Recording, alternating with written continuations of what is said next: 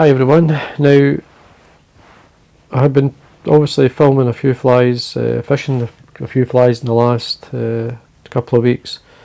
And the other day I was out, I did a video on the emerger pattern, this one in the middle. I was using a dry dropper. I was using this middle fly mainly with this nymph in the point, and I caught quite a lot of fish on it. On both, I caught a lot of fish mainly on the nymph, but I did catch a lot in the emerger. And at the end I did catch on the dry because emergers I had ran out. They ended up in the trees. After hooking a fish, the fish got off and they pinged the fly up into the tree twice. So I only had a couple, so I've been sitting tying them.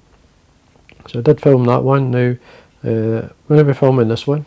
This is the basically dib version of that fly. I'm using the tungsten bead, the drop beads. It's a teardrop shaped bead. You can see it there on the hook. A teardrop shape. It's rather than through the middle of the bead. It's actually on one side. It's like a kind of egg-like shape. It sits lovely on. If you look at the nymph, it sits. When it's in the water, it really does sit well. Quite a lot of fish on it. It's a great fly, but I really like this bead because of the way it sits the hook. It sits really well up, and it hooks well. That's the main thing. So anyway, I'm going to tie it. Now, the hook is a size 16. This is a heavy. This is a light version. I can't find the box. What I'll do is I'll put a link to the actual code. But I like both. Though it can be quite hard to get the drop bead round the heavier hook. It's the lighter one. It seems to be. It's much easier. Put it that way. But as I say, I'll put a link into both of the hooks so you can actually see it. But anyway, it should normally sit up like that. There's a small hole through the point by the point first, and then with a larger hole at the back so it gets round the bend. Thread I'm going to be using, same as I did in the merger. This is a Lt-Cahill N80. Just start your thread up really close to the bead. I usually pull towards the bead and get the bead to sit up. I'll put 3 or 4 turns in, it will stick eventually. Just position it. I like a few turns in there anyway. There we are. Take away the waste. It's a great fly this. And they tie this any colour combination. But this is the one for the March brown. Now for the tail, it can be a brown or whatever. In this case, it's a fiery ginger Coq de Leon from Whiting. This is a saddle hackle. I've got it. It's a great colour. Now don't be shy with the length of the tail and a few fibres as well. You want at least the hook length. And these March browns, the tails are really long, not as long as that, but anyway. Just check my length. That's fine. I like a long tail on it. Trim the length of the body, which is there. This one. Trim that away. Now the rib of the fly is the Uni-Mylar Clear, number 14. Now I should have some in my desk somewhere. I keep laying it down and losing it. Because it's clear, you can't find it. Anyway, there's one there. There's a wee bit here. Now you can see there's a bit of colour in the end of that because I do colour it with a marker pen. So we catch that on. The first thing I like to do is make sure it's tied on. Take it up the thread and back down. Now in the merger I use the same dubbing and I use it in the dry as well. This is a Hare's body fur. It's dyed olive CDC. To show you the CDC. So the fibres off of the olive CDC. Now the CDC I'm using is from an Irish company. They sell it Premier Angling. I'll put a link again. I'll put a link into that as well. Just remove these fine fibres and you mix it into, in this case this is Hare's body fur. Just mix it together, and as well I put a wee bit of UV into it.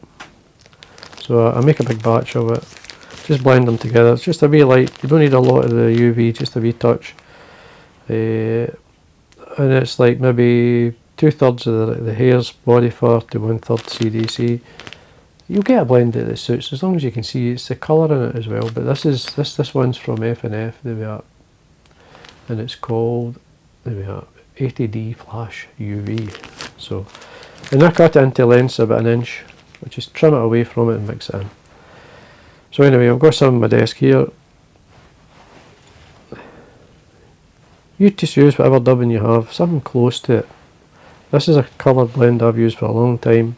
It's very good for caddis as well. It's as March Brown, it catches me a lot of fish. This colour works extremely well. So we just get a nice shape in the body, don't be shy with it. So I say we colour the underside, the side that touches the hook. When you bring this over, you'll see what side touches. You want to use a brown marker pen. This is a permanent marker. You can use a Sharpie or whatever you've got. Now, in the Nymph you can use a gold rib. I do like them with a gold rib as well. So it's worth having some tied with the brown rib and some with the gold rib. I do like the brown rib though too. That was the one I was using. Now I try and keep the Nymph shape, so take away some of the longer fibres. Take them away. Just watch your tail. It's fine. Now for the legs, I'm using a dyed brown pheasant tail. This is it here. I purposely dyed it for this Nymph really, because it's quite a short length in this cock pheasant tail, which is fine, suits the style I'm going to be tying. Now I'm going to be forming the legs and the thorax cover with this. So if you bring out a few fibres, now a good dozen, so that 90 degrees from the stem the tips will line up, tear them away. Now what I'm going to do is take it 2/3 of the way up between the body and the bead. Now your leg length, you're looking body length, so you just tie that on top facing forward, because this is going to be your legs and your thorax cover, and then bring your thread back to the body. Should be around close to the point of the hook there. Go back to your dubbing, slightly dub it on, so you get kind of leggy as well. Take it towards the pheasant tail fibre. Then you bring your thread in front, and there is a space there, see that space? Now what you want to do then is to separate the legs. You want evenly split the number. So bring that through, bring my pheasant tail over the back, encourage them to stay apart. And then you just hold the legs and then pinch and loop the pheasant tail on top. 3 or 4 turns. Show what it's like. So there are legs. Now, you trim this away.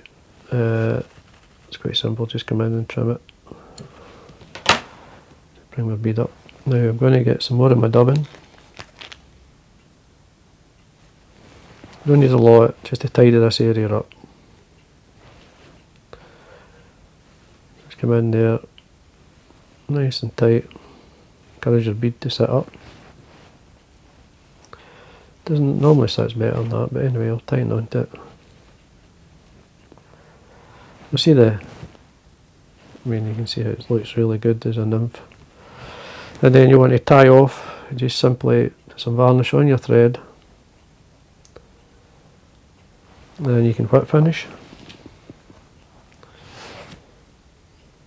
1, 2, 3, 4. Tighten up, trim away. Missed one of them there, so take that out. Again, I do like to get that Nymph shape, so lift your legs out of the way.